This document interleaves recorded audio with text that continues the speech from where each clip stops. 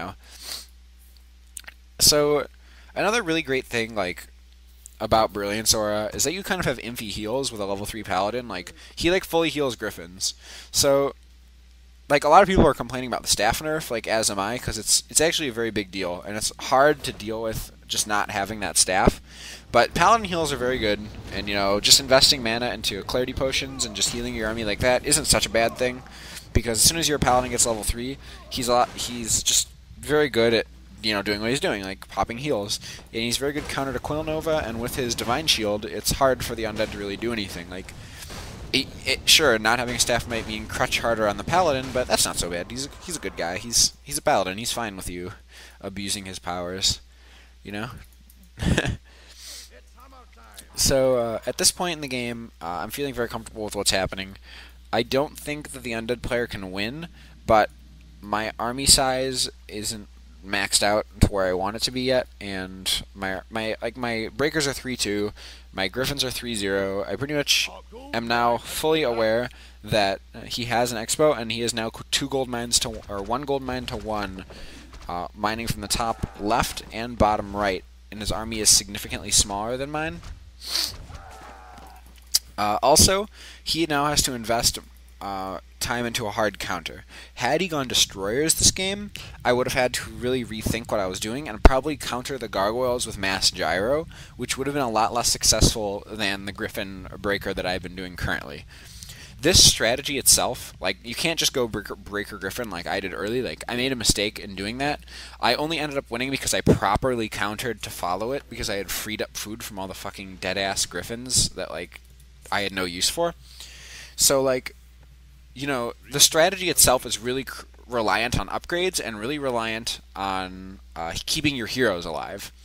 The battle where I lost my Archmage, I basically got completely crushed. The battle where I lost my MK, I got completely crushed. All the battles where my heroes lived, I won. So it's really important to realize that you can't really successfully, like, you have no real way of, like, killing destroyers with this strategy. So when that if that would have come into play with Destroyer and Gargoyle, I would have put myself in a lot different position for this game.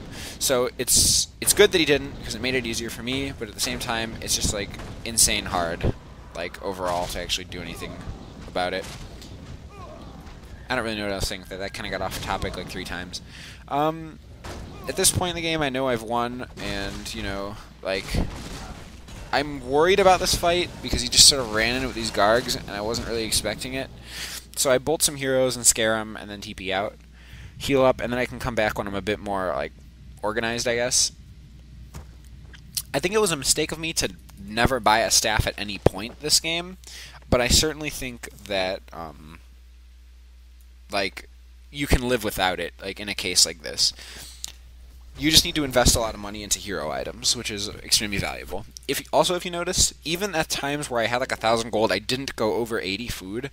The times you go over 80 food are very tricky, especially in Human vs. Undead. You go over 80 food in a standstill, when it is going to be one big blowout fight and you need every single possible unit you can get, or you go over 80 food when you're trying to end the game and you're in their base. Like, then you're just feeding as many units into your army as possible and just trying to end the game, like, for a final push. That's okay.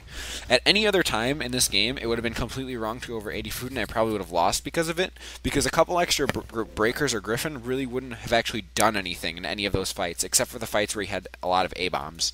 So it's really good how it ended up working out, because I was, I was able to keep my upkeep at medium, and that would just allowed me to have a lot of recuperation money for after the fights I lost and both lost and won. Now my MK gets level 5. 5, like, once you have 5-5-3, like, I always, like, Vex Marquise and a lot of, like, Cumulo and some other people, they always say, like, as soon as you have, like, 5-5-3, like, or like a level, or just a level 3 paladin, like, that you shouldn't lose. Like, that's just so godlike. Unless they have a Dark Ranger and you're just having trouble microing versus that, like, there's no reason you should be losing at that point. Your army is just so strong. He is now harvesting off no gold mines, And with that in mind, like in a position like this, people are like, "Oh, well, I have an army, I can just go fight him." The logic here is that you want to play literally as safe as possible. You do not want to get blown out by someone who is not mining gold. So really all I'm thinking is I'm just going to sit here and make 100, 100. Like, he's not mining gold. Like, what's he going to do, you know? Make a couple more units with, like, the 27 gold he has because he's not mining? Like, he cannot win the game if I just sit on my gold advantage. Like, there's an old saying that goes, like, if you are on more bases, you attack less. If you have less bases than your opponent, you attack more. Because the longer you're letting your gold advantage accumulate in a match, the bigger your advantage gets. The longer you let their gold advantage accumulate without you doing anything, the worse off you get. Because you're just not able to really do anything. Because you're just stuck, like, you know, in a position where it's like, oh, I'm just going to let them harvest gold and I guess we'll fight when I have 60 and they have 80. Like that, you know, you definitely don't want that. So, you know, really important to just work as like hard as you can at like pushing the advantage in your favor based on the number of expos in play. Like, yeah. So this fight's pretty much a blowout. Like, he doesn't really have much going for him, and like he tries to do a little hero focusing. There's some novaing, some clapping, mostly some focusing, and it's like, as I was saying, like when we were on equal bases, like I did some expo harassing, but I mostly like was passive aggressive with how I played because we were even. We were just building up our armies, which I'm fine with because I think I had better micro than this person.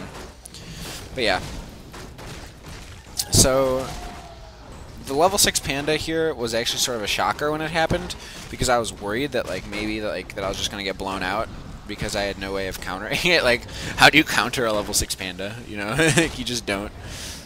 So, you know, it just at this point in the game where like a level 6 panda could blow you out, but I was sure that my army was big enough and just fought him, and it worked out because I just more or less focused.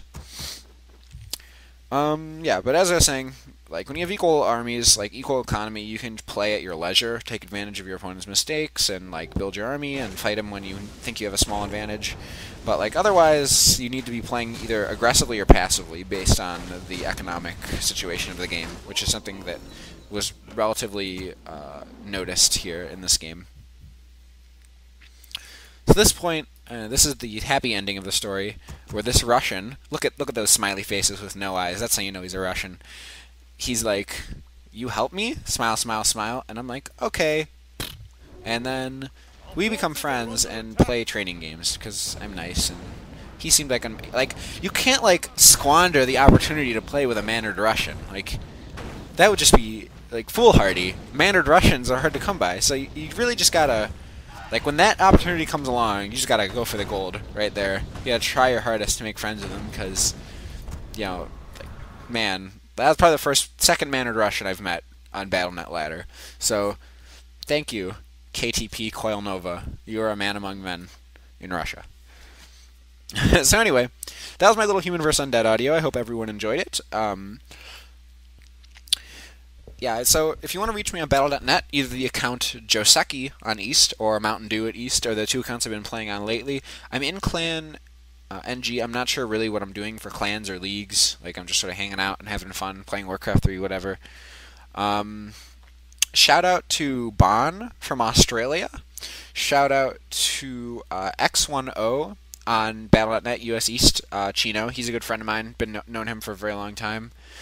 He's a horse dick lover. Little known fact about X10. Next time you see him, make sure you tell him he loves horse dick. That's a very important thing to know about him. Yeah, so send me all your questions. I hope everyone enjoyed this audio commentary. I think in the future I'm going to try and do more specific audios like this one. I think that it was very good. Like, until now I had a lot of trouble getting inspiration, like focused ideas going on. But now that I've played more games and some of the rust is coming off and I'm playing a little better, like, you know, the ideas are coming back to me. Like, you know, the gears are turning on how exactly to play Warcraft 3. So I hope everyone enjoyed this, and this is Joseki signing off.